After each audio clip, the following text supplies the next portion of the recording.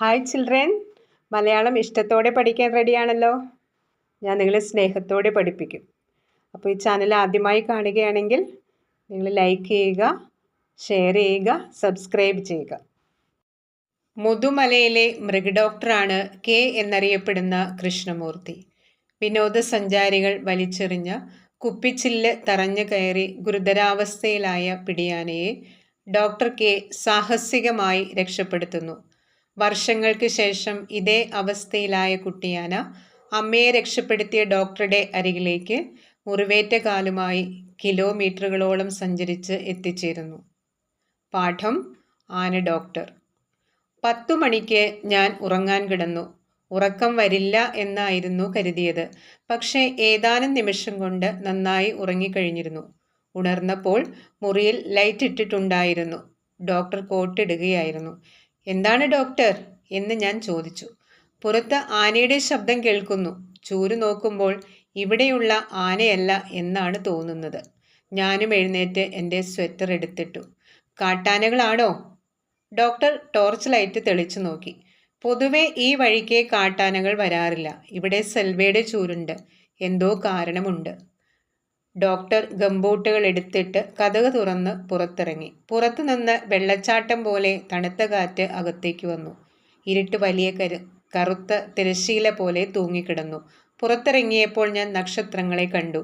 കറുത്ത തിരശ്ശീലയിലെ സുഷിരങ്ങൾ. പിന്നെ കറുപ്പിൽ കറകൾ പോലെ രൂപങ്ങൾ തെളിഞ്ഞു. അവ മുഴുത്ത് കാട്ടിൻ്റെ വിളുമ്പായി, മരങ്ങളായി, ചില്ലകളും ഇലകളുമായി. പിന്നിൽ ആകാശം ചാരനിറത്തിൽ തെളിഞ്ഞു. ഡോക്ടർ അതിനിടയ്ക്ക് ആനകളെ കണ്ടു കഴിഞ്ഞിരുന്നു. ചെറിയ കുട്ടിയാണല്ലോ എന്ന് പറഞ്ഞു. എവിടെ എന്ന് ഞാൻ ചോദിച്ചു. 2 വയസ്സ് എന്ന് അദ്ദേഹം ചൂണ്ടിക്കാട്ടിയ ദിക്കിലേക്ക് ഞാൻ സൂക്ഷിച്ചു നോക്കി. എൻ്റെ മാറോളം പൊക്കമുള്ള ആനക്കുട്ടിയെ ഇരുട്ടിൻ്റെ ഉള്ളിൽ ഇരുട്ടിൻ്റെ ചലനമായി ഞാൻ കണ്ടു. ഈ പ്രായത്തിൽ കുട്ടി ഒറ്റയ്ക്ക് വരാറില്ലല്ലോ എന്ന് ഞാൻ പറഞ്ഞു. ഡോക്ടർ അടുത്തേക്ക് നടന്നു. ഇരുട്ടിൽ വിളക്ക് തെളിച്ചാൽ പിന്നെ കണ്ണ് കാണാതെയാവും. അതുകൊണ്ട് കണ്ണ് മിഴിച്ചു നോക്കി ഞങ്ങൾ നടന്നു. അല്പസമയത്തിനുള്ളിൽ നിലത്തെ ഉരുളൻ കല്ലുകളുടെ മിനുസവും ഇലകളുടെ എണ്ണത്തിളക്കവും കണ്ടു തുടങ്ങി. ആനക്കുട്ടി പതുക്കെ അമറിക്കൊണ്ട് തുമ്പിക്കൈ നീട്ടി മണം പിടിച്ചു. ഈസി ഈസി എന്ന് ഡോക്ടർ പറഞ്ഞു. കൈ രണ്ടും മുന്നിൽ നീട്ടി അദ്ദേഹം അതിൻ്റെ അടുത്തേക്ക് നടന്നു. ആനക്കുട്ടി തലയാട്ടി ജേഴ്സി പശു കരയുന്ന ഒച്ചയിൽ ചിഹ്നം വിളിച്ചു. കാലിൽ വ്രണമുണ്ട് എന്ന് ഡോക്ടർ പറഞ്ഞു. ഡോക്ടർ അടുത്തേക്ക് ചെന്നപ്പോൾ തുമ്പിക്കൈ നീട്ടി അദ്ദേഹത്തെ തൊട്ടു. അതിൻ്റെ ദേഹം ഉലയുന്നത് കണ്ടു. ഡോക്ടർ എന്നോട് നിന്നോളൂ എന്ന് പറഞ്ഞിട്ട് അതിൻ്റെ അടുത്ത് ചെന്ന് നിന്ന് കാതിൽ പിടിച്ചു. തിരകളിലെ തോണി പോലെ അതിൻ്റെ ശരീരം ഉലഞ്ഞാടി. തുമ്പിക്കൈ അസ്വസ്ഥമായി പുളഞ്ഞു. അദ്ദേഹം അതിൻ്റെ മുഖത്ത് തൊട്ടപ്പോൾ തുമ്പിക്കൈ അദ്ദേഹത്തിൻ്റെ തോളിൽ വീണ് മലമ്പാമ്പ് പോലെ വഴുതിയിറങ്ങി. വരൂ എന്ന് ഡോക്ടർ എന്നെ വിളിച്ചു.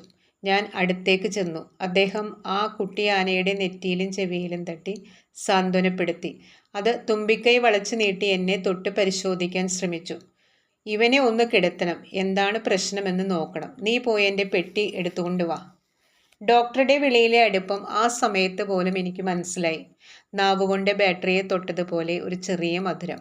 പുഞ്ചിരിച്ചുകൊണ്ട് ഞാൻ അകത്ത് പോയി മരുന്ന് വെട്ടി എടുത്തുകൊണ്ടുവന്നു. ഡോക്ടർ കെ ആനയുടെ വായിലെ ചുവന്ന ഭാഗത്ത് സൂചിയുടെ മുന എറിഞ്ഞ് തറപ്പിച്ചതിന് ശേഷം പമ്പ് പിടിച്ച് മരുന്ന് കടത്തി. കുറേ സമയം അത് അസ്വസ്ഥമായി ആടിക്കൊണ്ടിരുന്നു. കുട്ടിയാനകൾ എന്തിനാണ് തുമ്പിക്കൈ 2 കാലിൻ്റെ നടുക്കും മുൻപോട്ടുമായി ഊഞ്ഞാലാടിക്കുന്നത് എന്ന് ഞാൻ ചിന്തിച്ചു. ഇടയ്ക്ക് എന്നെ ഒന്ന് തൊട്ടു നോക്കിയാൽ കൊള്ളാം എന്നും അത് ശ്രമിച്ചു. തുമ്പിക്കൈ കുഴഞ്ഞു തളരുന്നത് കണ്ടു. കാതുകളുടെ അനക്കം നിലച്ച് പിന്നെയും തുടങ്ങി. കാല് തെറ്റി വീഴാൻ പോയി. ഞെട്ടി കണ്ണു തുറന്ന് എന്നെ നോക്കി. 4-5 തവണ നെടുവീർപ്പിട്ടു. തുമ്പിക്കൈ നിലത്ത് വീണ് ഊതി മണ്ണ് വിറപ്പിച്ചു. പിന്നെ അത് പതുക്കെ മുട്ടുകുത്തിയിരുന്ന വലതുവശത്തേക്ക് ചരിഞ്ഞു വീണ് നിശ്ചലമായി.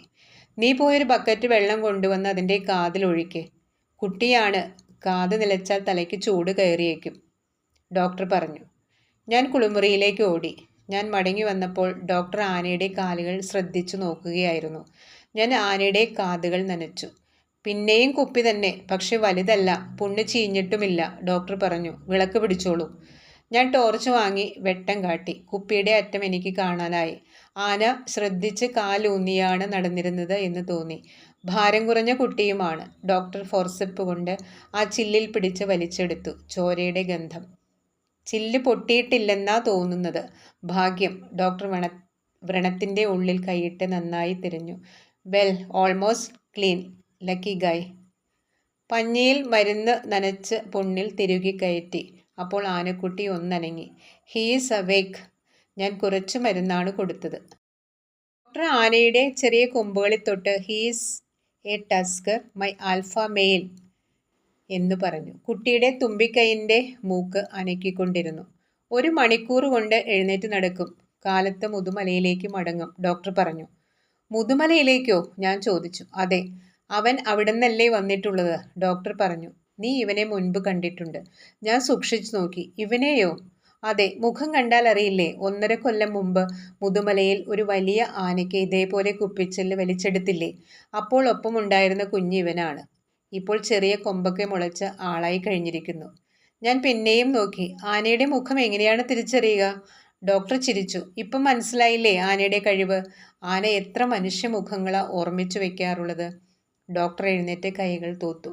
ഇത്രയും ദൂരം താങ്കളെ തേടി വന്നതാണോ? അമേസിങ് എന്ന് ഞാൻ പറഞ്ഞു. പാവം, നല്ല വേദന ഉണ്ടാവും. ഈ കുപ്പിച്ചില്ലും കൊണ്ട് എങ്ങനെയാണ് ഇത്രയും ദൂരം ഇവൻ നടന്നത്? ഡോക്ടർ, ആന അങ്ങനെയാണ്. അവ ജീവിക്കുന്നതും കൂടുതൽ വലിയ ലോകത്താണ് എന്ന് പറഞ്ഞു. ആനകളുടെ ഓർമ്മയെപ്പറ്റിയും ചെറിയ അടയാളങ്ങളെപ്പോലും മനസ്സിലാക്കി അവ കിലോമീറ്ററുകളോളം യാത്ര ചെയ്യുന്നതിനെപ്പറ്റിയും ഞാൻ ധാരാളം കേട്ടിട്ടുണ്ട്. 2 ദിവസം കൊണ്ട് 100 കിലോമീറ്റർ നടക്കാനാവും. 300 കിലോമീറ്റർ നടന്ന് ഒരാളെ അന്വേഷിച്ചു പോയ ആനയുടെ കഥ ഡോക്ടർ തന്നെ പറഞ്ഞിട്ടുണ്ട്. എന്നാലും മുതുമലയിൽ നിന്ന് എങ്ങനെയാണ് അവ വന്നത് എന്ന് എനിക്ക് ചിന്തിക്കാൻ പോലും കഴിഞ്ഞില്ല. ഞങ്ങൾ പോയത് ജീപ്പിലായിരുന്നു. അത് നടന്നത് 1.5 കൊല്ലം കഴിഞ്ഞു. മുതുമലയിൽ നിന്ന് ടോപ്പ് സ്ലിപ്പിലേക്ക് വരണമെങ്കിൽ വഴിക്ക് 10 സ്ഥലത്തെങ്കിലും ഗ്രാമങ്ങൾക്കുള്ളിൽ കയറണം. 4 റോഡ് മുറിച്ച് കിടക്കണം. ഞങ്ങൾ മടങ്ങി വീടിൻ്റെ ഉള്ളിൽ കയറുന്നതിന് മുമ്പ് ഡോക്ടർ കെ തിരിഞ്ഞു നോക്കി. ഇരുട്ടിൽ കറുത്ത ചലനങ്ങൾ കണ്ടു. ഒരു വലിയ ആനക്കൂട്ടം തന്നെ അവിടെ ഉണ്ടായിരുന്നു. ഞാൻ ടോർച്ച് പൊന്തിച്ചപ്പോൾ നോ എന്ന് ഡോക്ടർ കെ പറഞ്ഞു. ആനകൾ കുട്ടിയുടെ അടുക്കലെത്തി അതിനെ വളഞ്ഞു നിന്നു. വിളിച്ചുകൊണ്ട് പോകട്ടെ, വരൂ, ഡോക്ടർ പറഞ്ഞു.